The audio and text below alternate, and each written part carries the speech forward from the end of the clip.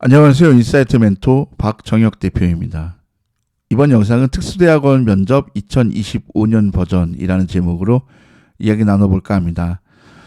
제 영상 중에 특수대학원 면접 꿀팁 노하우 이런 영상이 있어요. 몇 년 전에 찍은 영상인데 지금도 이 영상을 많이 봐주시고 계십니다. 이 자리를 빌어서 감사하다는 말씀 꼭 전하고 싶습니다. 그 영상을 찍은 후에 좀 몇 년이 지났는데 좀 추가로 좀 여러분에게 좀 도움될 만한 이야기들을 또 드리면 좋을 것 같아서 이번 영상을 좀 찍어보고 있습니다. 일단 시작하도록 할게요. 첫 번째 내용이자 또 여러분께 좀 이게 드리고 싶은 기본 전제가 있는데, 사실 여러분들도 뭐 사회생활이나 뭐 여러 가지 뭐 학교나 사회생활 하시면서 느끼겠지만 아직까지 한국 사회는 이렇게 좀 보여지는 스펙들, 뭐 출신 학교가 어디냐, 학부에서 무슨 전공했냐, 대학 성적이 뭐 몇 점이냐, 그리고 뭐 대기업군에 다니냐, 이런 것들을 아직도 많이 좀 따지는 것 같아요. 그래서 특수대학원도 마찬가지입니다. 뭐 스펙이 무조건 좋다고 붙는 건 아니지만 그래도 합격권 스펙이 어느 정도 충족하거나 그 언저리에 있으면은 합격을 합니다. 반대로 여러분이 학업 계획서나 면접을 아무리 잘 보더라도 합격권 스펙과 거리가 너무 멀다면 떨어지는 경우들이 있으니까 요거는 좀 감안해서 이번 영상 보시고요. 그리고 여러분께 좀 이런 질문을 너무 많이 받아서 좀 이번 기회에 한번 꼭 말씀드리고 싶은데, 면접만 보면은 아무 생각도 안 나서 어떠한 말도 못 하겠어요, 이런 분들이 제법 많습니다. 그래서 이런 분들에 대한 좀 답변을 드리고 싶은데, 특히 여자분들이 이런 질문을 많이 하세요. 한 10명 중에 한 2명, 3명 이 정도는 꼭 이런 말씀을 하시는데, 일단 상관없어요. 제가 오랜 경험을 통해서 보면 합격권 스펙에 충족하거나 그 언저리에 있는 분들은 정말 극단적으로 그런 분도 봤습니다. 한 질문도 답변을 못한 분도 합격하는 것도 봤어요. 반대로 스펙이 너무 좀 나쁘거나 합격권과 좀 거리가 먼 분들은 모든 질문에 답변을 잘해도 떨어지는 경우들도 또 많이 봤어요. 그렇기 때문에 너무 걱정하기보다는 여러분의 스펙이 어찌 되었든 편하게 보시고, 모르면 모른다고 솔직하게 답변해 주시면은 우리 교수님들, 면접관님들이 다 알아서 잘 평가해 주십니다. 이런 말씀 꼭 드리고 싶습니다. 여기까지는 이제 좀 기본 내용이고요. 오늘 제가 준비한 좀 본격적인 내용의 첫 번째 내용이 이제 곧 시작하겠습니다. 제가 3가지 정도 준비해 봤는데, 일단 첫 번째는 뭐냐면, 많은 분들을 제가 지도하다 보니까 이 특수대학원 면접을 정말 많이 착각을 하세요. 회사 입사 면접 같이 생각하는 분들이 계신데 큰일 납니다. 왜냐하면 이 특수대학원은 어쨌든 뭐 네트워킹도 하고 뭐 이렇게 학업 이외에, 공부 이외에 활동들도 많이 하는 곳이지만 기본적으로는 수업을 듣고 공부하는 곳이에요. 그러다 보니까 너무 자기 색깔이 강하거나 개성이 강한 사람들이 들어오면은 실제로 사건 사고가 많이 납니다. 그래서 아주 교수님들 이거 뒷수습 하시느라고 골머리를 썩힌 분들이 상당히 많은데요. 그래서 억지로 튀고 이런 것보다는 조금 안정적이고 무난한 지원자이다, 이런 느낌을 주시는 게 정말 중요합니다.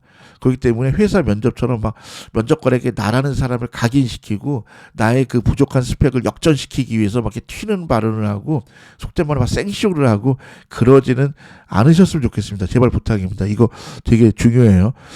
너무 튀고 막 너무 자기색이 강한 거 너무 이렇게 막 그러면은 아무리 스펙이 좋아도 떨어뜨리고, 또 이렇게 이런 지원자를 리스크한 사람이라고 인식하는 교수님들이나 면접관들이 상당히 많습니다. 꼭 기억하셨으면 좋겠고요. 그리고 아까 내용과 좀 이어서 좀 드리고 싶은 말씀인데, 지나치게 사회성이 부족해도 탈락하는 경우들이 있어요.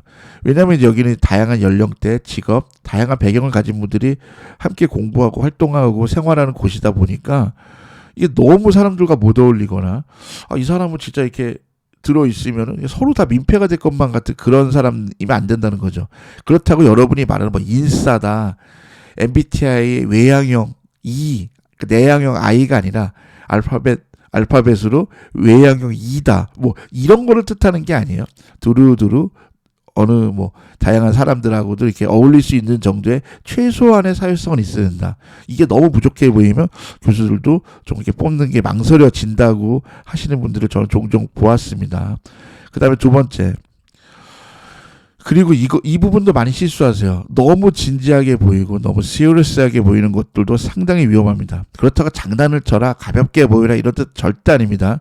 하지만 장난과 가벼움이 아닌 그냥 그렇다면은 오히려 너무 이렇게 좀 진지하고 시리어스하게 보이는 게 더 이렇게 불리한 것 같아요. 왜냐면 겁을 먹어요, 교수님들이.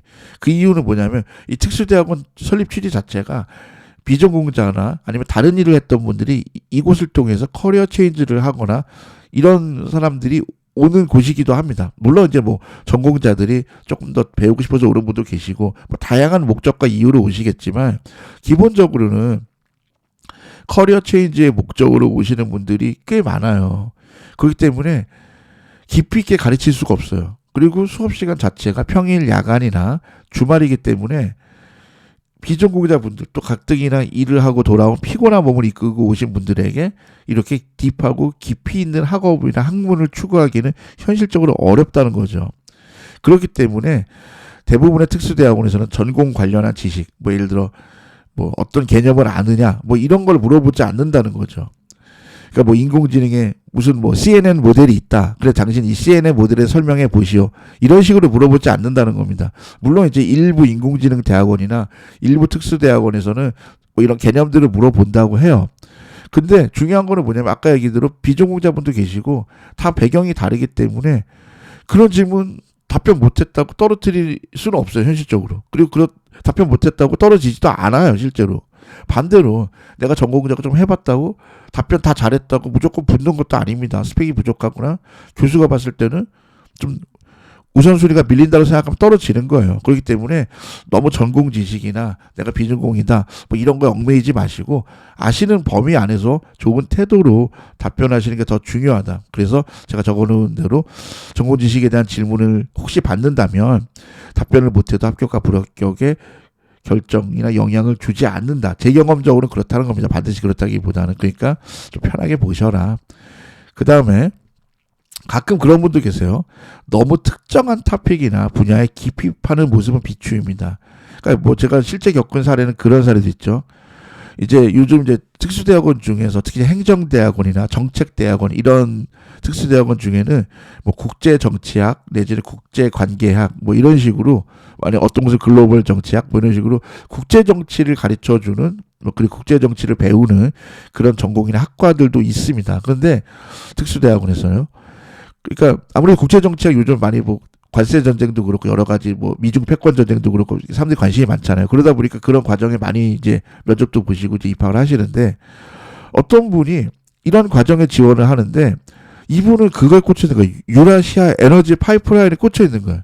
그러니까 뭐 여러분 혹시 들어보실지 몰라. 이거는 제가 좋다 나쁘다 옳다 그르다 그런 가치 판단하는 게 아니에요. 이렇게 예를 드는 거예요.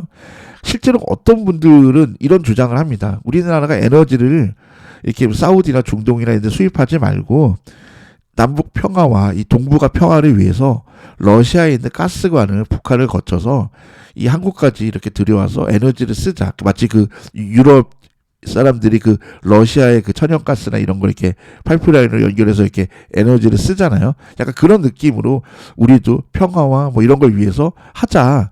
뭐 이런 의견이 소수 의견에 있습니다, 실제로. 근데 어떤 분이 이거에 꽂혀 있는 거야.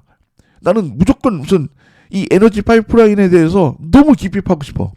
그러면 어떻게 되는 줄 알아요? 교수가 부담스러워. 아까 이야기한 대로 특수대학원에 깊이 있는 학업을 할 수가 있는 곳이 아니에요, 현실적으로.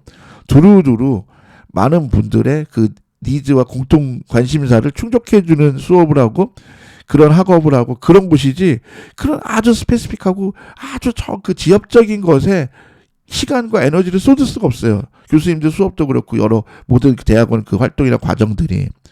그런데 너무 이런 거를 학업 계획서나 면접 때 밀어붙이면 교수들이 부담스러워하는 거예요.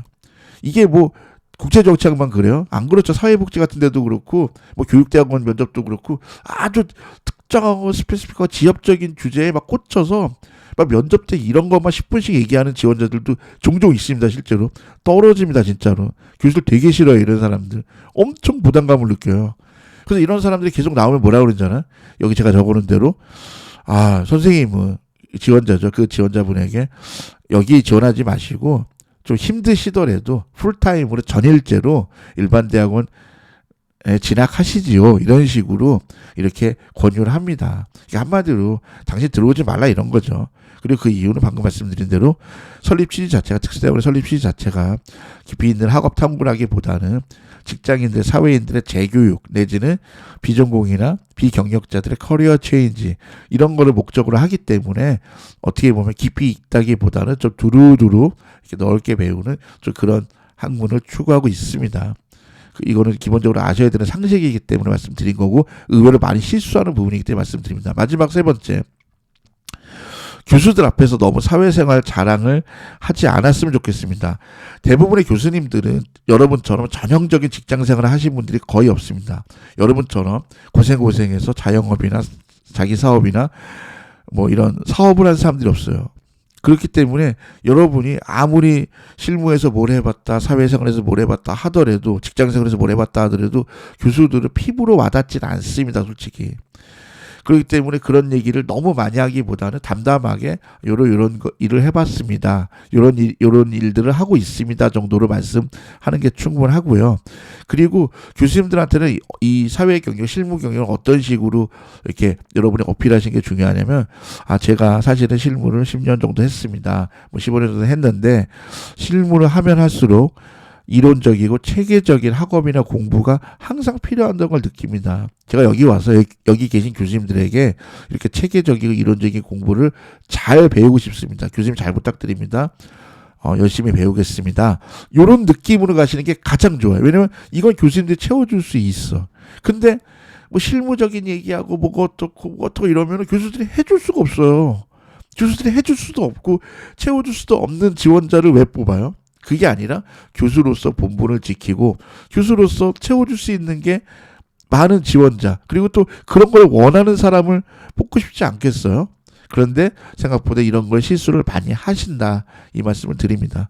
그래요. 이렇게 몇 가지 알아봤는데 여러분 분명히 잘 보실 겁니다. 걱정은 안 하지만 높아심에서 이런 주의사항 정도 알고 가시면 그래도 합격 가능성이 훨씬 더 올라가지 않을까라는 마음으로 영상을 준비해보고 제가 준비한 내용은 다 이렇게 말씀을 드렸습니다. 지금 여러 가지로 환절기입니다. 감기 조심하시고, 면접 갈 때도 감기 걸려서 코 찍찍거리고 그러면 안 좋잖아요. 이왕 좋은 컨디션으로 기분 좋게 또 즐겁게 교수님들 앞에서 딱 면접을 보시는 게 여러 가지로 중요합니다. 영상 경청해 주시고 봐주셔서 감사합니다. 다음에 더 좋은 영상으로 찾아뵙고서 약속드립니다. 구독, 좋아요, 하이프까지 부탁드립니다. 고맙습니다.